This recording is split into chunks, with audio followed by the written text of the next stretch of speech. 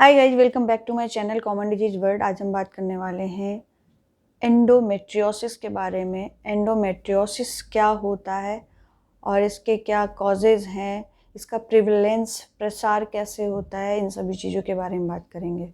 तो सबसे पहले हम जानेंगे एंडोमेट्रियोसिस क्या होता है। एंडोमेट्रियोसिस समझने से पहले हमें एंडोमेट्रियम क्या है उसके बारे में समझना होगा, उसके बाद समझ आएगा एंडोमेट्रियोसिस क्या होता है। तो यूट्रस में जो एक थिनिंग सी लाइन होती है मिडिल साइड पे, उसको एंडोमेट्रियम कहते हैं। हर महीने जो माहवारी आती है तो वो एंडोमेट्रियम में एक लाइन शेडिंग बन जाती है। लाइन की हार्मोन्स लेवल की वजह से उसमें शेडिंग होती है और वो जब शेड ऑफ हो जाती है तो वो पीरियड आता है। जो एंडोमेट्रियम है वो नॉर्मली यूट्रस के अंदर होती है, लेकिन जब ये फंक्शनिंग म्यूकोजा जब ये फंक्शन करती है हार्मोनल लेवल के अकॉर्डिंग, इसमें शेडिंग होती है। तो नॉर्मली वजाइनली पीरियड आता है, एंडोमेट्रियम की वजह से जो शेड ऑफ होता है वहाँ से पीरियड आता है। जो टिश्यूज़ हैं वो कहीं और भी होते हैं तो वो वहाँ पे भी ब्लीडिंग शुरू कर देते हैं, तो इसे एंडोमेट्रियोसिस कहते हैं। एंडोमेट्रियोसिस कोई नियोप्लास्टिक या नवनिर्मित सिचुएशन नहीं होती है। ये कभी कभी बन जाती है या हो जाती है और बहुत कॉमनली नहीं मिलती है, बहुत रेयरली मिलती है कुछ लोगों में। इसमें मैलिग्नेंसी होने के चांसेस होते हैं, मीन्स पुनरुद्ध भवन के चांसेस होते हैं। अगर ये एंडोमेट्रियल टिश्यूज मायोमेट्रियम में होते हैं, मतलब यूट्रस जो होता है, यूट्रस की कई सारी लेयर्स होती हैं, तो सबसे अंदरूनी जो लेयर होती है उसको मायोमेट्रियम बोलते हैं।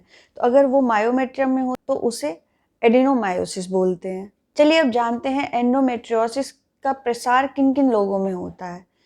तो एक तो होता है रियल में, रियल प्रसार, एक होता है एपरेंट। तो रियल में क्या होता है, जिन लोगों की लेट शादी होती है उनको एंडोमेट्रियोसिस होने के चांसेस होते हैं, या जिनकी शादी हो गई है लेकिन फर्स्ट कंसेप्शन को डिले कर रहे हैं कि 8-10 साल ले लिए, नहीं प्रेगनेंसी कंसीव करने की ट्राई किया, तो उन लोगों में भी ये समस्या आ जाती है। 20-40% ये भी देखा गया है इनफर्टिलिटी के केसेस उन लोगों में ज़्यादा होते हैं जिनमें एंडोमेट्रियोसिस की समस्या होती है, और कुछ लोगों में ये भी देखा गया है जिनको एंडोमेट्रियोसिस होती है उसकी वजह से इनफर्टिलिटी हो जाती है। एपरेंट कारण है वो होता है, कई इनफर्टिलिटी पेशेंट में ट्यूबल पेटेंसी टेस्ट के लिए डॉक्टर एडवाइस करती हैं। तो कई बार होता है कि जब ट्यूबल पेटेंसी टेस्ट में फाइब्रोसिस हो जाती है अंदर, तो उसकी डायग्नोस्टिक लैप्रोस्कोपी की जाती है, तो उसकी वजह से भी कई बार एंडोमेट्रियोसिस हो जाती है। तो उसे अवॉइड करना चाहिए। अगर आपकी शादी को 1 साल भी नहीं हुआ है और आपको कोई बच्चा प्लान करना है तो उसके लिए आप खुद को टाइम दीजिए, 1 से 2 साल एटलीस्ट टाइम दें। उसके बाद भी अगर कंसीव नहीं हो रहा है then go for doctor, then आपको एक राय लेने के लिए जाना चाहिए। आजकल का लाइफस्टाइल इतना चेंज हो गया है, स्ट्रेस बहुत ज़्यादा है लाइफ में, उसकी वजह से भी हार्मोनल इश्यूज हो जाते हैं कई बार, उसकी वजह से हो सकता है कभी कंसीव नहीं हो पा रहा है। तो अब जानते हैं एंडोमेट्रियोसिस में कौन कौन से सिम्टम्स होते हैं। 25% लोगों में तो एंडोमेट्रियोसिस पता ही नहीं चलती है, जब वो लेप्रोस्कोपी करवाते हैं उसके बाद पता चलता है कि इन्हें एंडोमेट्रियोसिस है।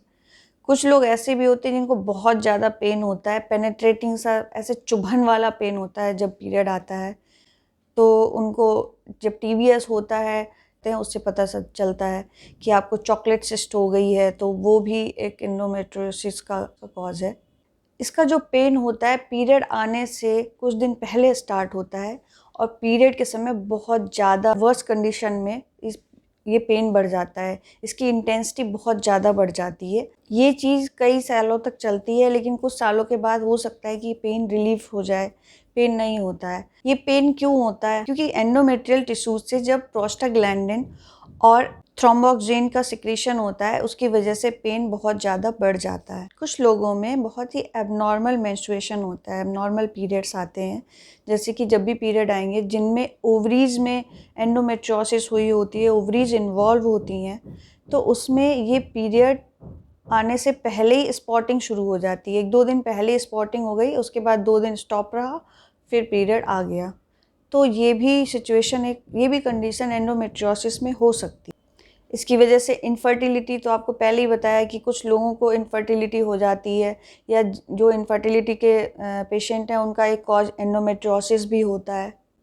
अगर चॉकलेट सिस्ट है और वो रप्चर हो गई है, वो फट गई है, तो उसकी वजह से भी एंडोमेट्रियोसिस की समस्या बढ़ जाती है। तो जब भी कभी आपको चॉकलेट सिस्ट होती है तो उसको आपको ऑपरेट ही कराना होता है। वो मेडिकेशन से ठीक नहीं होती है, उसे आपको ऑपरेट ही कराना होता है। तो ये सारे इस तरह के पेन के पैटर्न होते हैं एंडोमेट्रियोसिस में। हमारी एंडोमेट्रियोसिस की डायग्नोसिस कैसे बनती है, उसके लिए क्या क्या टेस्ट होते हैं? तो उसके लिए पहला होता है एक अल्ट्रासाउंड, टीवीएस करते हैं, उससे पता चल जाता है कि एंडोमेट्रियोसिस है। ट्रांसवेजाइनल सोनोग्राफी अच्छी चीज़ है, अगर लेप्रोस्कोप के थ्रू देख रहे हैं इंटरनल पार्ट्स को, उसके थ्रू पता चल जाता है। एक CA-125 का टेस्ट होता है, उसके थ्रू पता चल जाता है। तो ये सारे टेस्ट होते हैं एंडोमेट्रियोसिस पता करने। अब देखते हैं कि एंडोमेट्रियोसिस ठीक कैसे हो सकती है। कुछ पेशेंट्स में एंडोमेट्रियोसिस हार्मोनल थेरेपी के बाद ठीक हो जाता है। कुछ लोगों को ऑपरेट की ज़रूरत होती है, ऑपरेशन करवाना पड़ता है, उसके बाद ठीक हो जाता है। तो यही सारी चीज़ें हैं एंडोमेट्रियोसिस के बारे में। अगर आपको ये वीडियो पसंद आई हो तो प्लीज़ लाइक करें, सब्सक्राइब करें एंड शेयर करें। Thank you.